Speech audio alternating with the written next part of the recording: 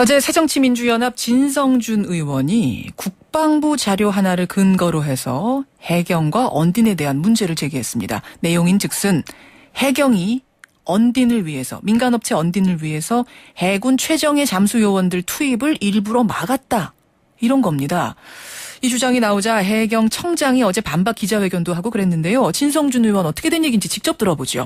진 의원님 나와 계십니까? 네, 안녕하세요. 사실 지금까지 여러 의혹들은 대부분 심증이거나 아니면 뭐 들은 얘기 이런 수준이었는데 진 의원께서는 정부 자료를 근거로 지금 문제 제기를 하셨네요. 네, 그렇습니다. 어떤 자료입니까?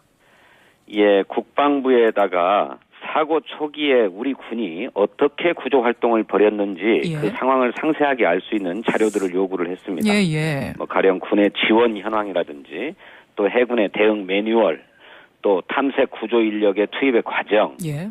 또 우리 최정예 요원들인 SSU, UDT 대원들이 최초로 잠수한 시점은 뭔지 이런 등등의 자료들을 요구했는데 예. 그 자료에서 어제 말씀드린 그런 내용들이 나왔던 것입니다. 그러니까 해군이 사고를 최초 인지한 순간부터 어떻게 움직였는가를 시간대별로 자세하게 기술한 자료를 확보하신 건데 네. 자, 시간대별로 함께 한번 훑어보죠.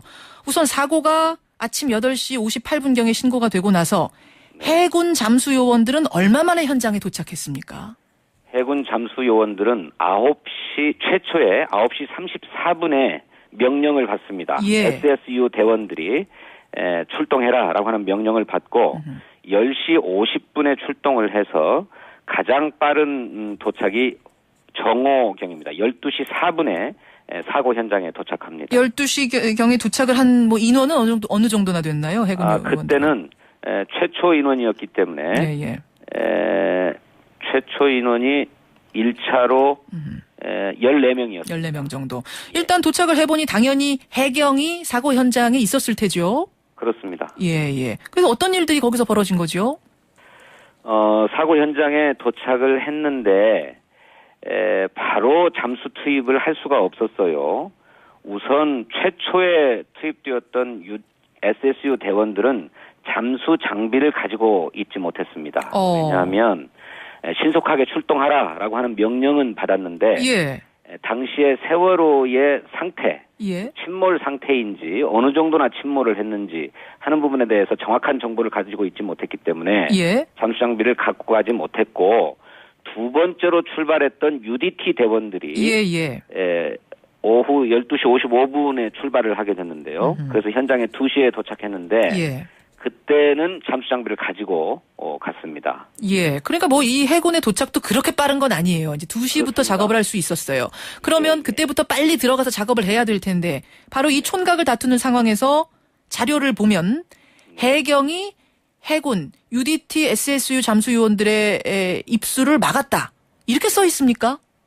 통제했다고 되어 있습니다. 통제했다. 예, 통제해서 오후 6시까지 잠수를 하지 못했고 오후 6시에 들어가서야 비로소 SSU 대원 4명 2개조가 잠수에 들어가고 그래서 마침내 최초의 하잠색이 설치가 됩니다. 하잠색이라면 어떤 가이드라인 말씀하시는 거죠? 줄 잡고 들어가는 거.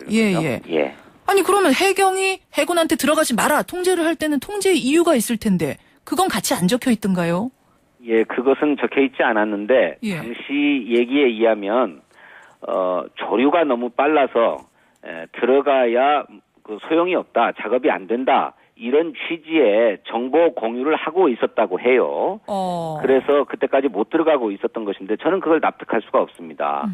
우리 해군 SSU 대원들 또 UDT 대원들은 최정예 대원들이고 또 해저에서 작업한 기록을 세계적인 기록을 가지고 있습니다. 188m 수심에서 작업을 해가지고 북한의 반잠수정 선체를 인양한 그런 기록을 가지고 있어서 기네스북에도 올랐단 말씀이죠. 그런데 그런 우수한 경험과 인력 또 장비를 가지고 있는 해군의 최정예 요원들을 투입하지 못하도록 했다라고 하는 것 이해할 수 없는 일입니다. 첫날은 그렇게 갔습니다. 그런데 둘째 날 돼서 사고 다음 날도 해군 잠수요원들이 오는데 또 못 들어갔다고요? 그렇습니다. 그날은 왜죠? 그때 오전 7시경이었는데 이때가 조류 속도가 떨어지는 정조 시간대였습니다. 그래서 우리 SSU와 UDT 대원 19명이 고무보트 4대에 나눠 타고 잠수 준비를 하면서 현장에 대기하고 있었습니다. 예. 그런데 이때에도 해경이 민간업체 언딘이 먼저 잠수해야 되니까 들어가지 마라 이렇게 통제합니다. 언딘이 들어가야 되니까 SSU, UDT는 들어가지 말아라. 그렇습니다. 그게 그 일제에 써 있는 겁니까? 그렇습니다. 정확한 표현이 이렇습니다.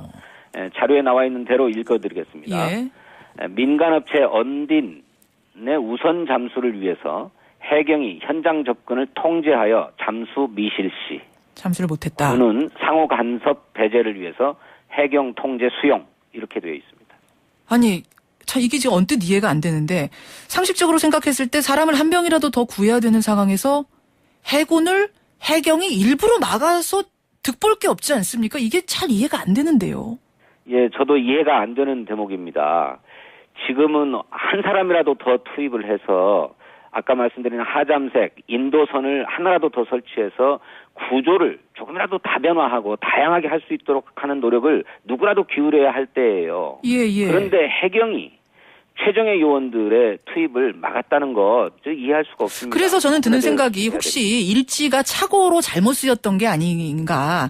해경이 일부러 막을 까닭은 없는데 왜 이런 일이 발생했을지 도무지 이해가 안 돼서요. 어제 해경청장이 말한 것처럼 일지 착오는 아니겠습니까? 그렇지 않습니다. 어젯밤 늦게 해군이 추가로 입장 자료를 내놨는데 그에 의하면 잠수 및 구조작전의 효율성을 고려한 구조작전 우선순위에 따라서 해경의 종합적 판단에 의해서 들어갔다 이렇게 얘기를 하고 있어요.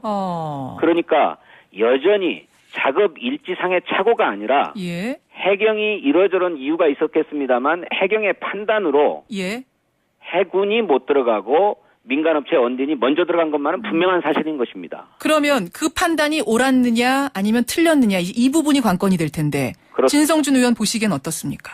저는 해경의 그런 판단을 이해할 수 없고 납득할 수 없는 것입니다. 왜 그렇죠? 또 해군 역시도 소극적으로 해경의 지휘와 통제만을 수용하고 있었다라고 하는 것을 이해할 수가 없어요. 물론 법에 따르면 해경이 현장의 수습 작업들을 총괄하는 종합 컨트롤 타워이고 지휘 통제 권한을 가지고 있습니다.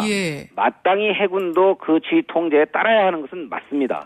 하지만 해경이 납득할 수 없는 이유로 해군 정예요원들의 투입을 막고 있다고 한다면 이 부분에서 주도적으로 문제를 제기하고 해군 병력들이 투입되어야 한다는 점을 강하게 설득했어야 한다고 저는 생각합니다. 혹시 그 언딘이란 잠수업체가 정말 뭐 UDT나 SSU보다 더 뛰어났거나 이런 거는 아닙니까? 그럴 수는 없습니다. 민간업체 아닙니까?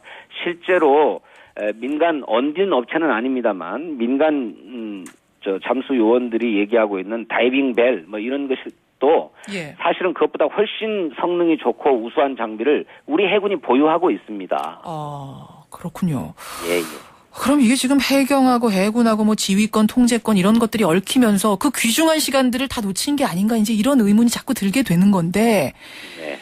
그렇기 때문에 그 부분에 대해서 철저하게 수사가 이루어져야 하고 하만으로도 안 된다고 하면 국회에서 국정조사 같은 것을 해서라도 이 사실을 정확하게 밝혀내야 할 것입니다. 이런 가운데 어젯밤에요. 해경과 관련된 의혹이 또 하나가 터졌습니다. 뭐냐면 해경의 이용욱 정보수사국장. 그러니까 이분은 사고 초기부터 구조, 수색, 수사 이런 데 참여해왔던 지휘부인데 유병언 전 회장.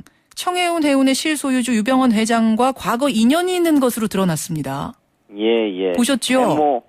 세모라고 하는 회사의 직원이었던 것으로 밝혀졌지요. 그리고 박사학위 논문에 유병언 회장에게 나의 그 면학 기회를 준 것에 대해 감사한다. 뭐 이런 것을 썼던 것으로.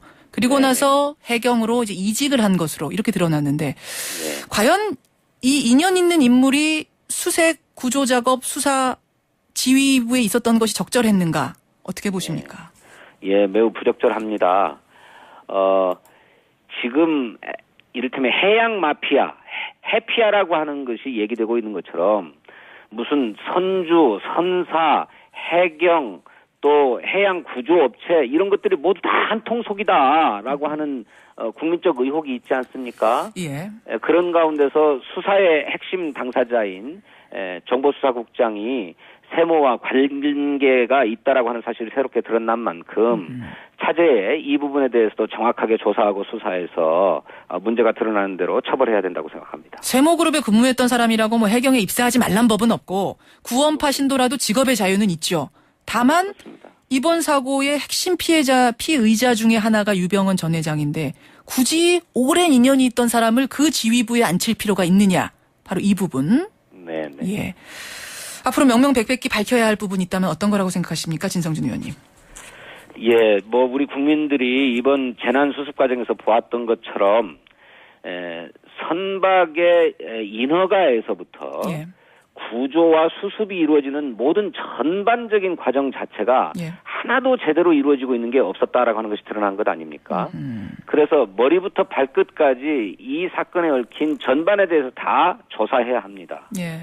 미국은 9.11 테러를 당하고 난 직후에 여야가 의회에서 9.11 조사위원회를 만들었습니다. 그래서 현직 대통령은 물론이고 전직 대통령, 부통령, 장차관들까지 전부 다 청문회에 불러세워서 사건을 조사했고 예.